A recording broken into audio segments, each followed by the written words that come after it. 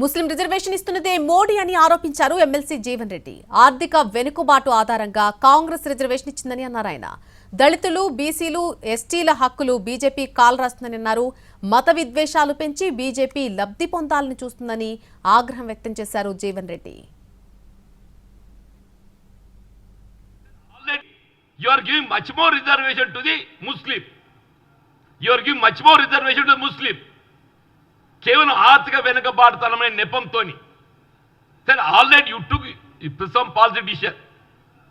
కానీ అది వాళ్ళ హిందూ సంరక్షకులుగా ఏంటంటే issue is to be discuss చేసే వాళ్ళ హిందూ సంరక్షకులుగా మేము అధికారానికి వస్తే ముస్లిం రిజర్వేషన్ తొలగిస్తాం. అరే నాయన ముస్లిం రిజర్వేషన్ కల్పిస్తుంది నూరు నాయన. మేము కేవలం సామాజిక వెనుకబడతానికి గురైన వారికి మాత్రమే మేము కల్పించినాం.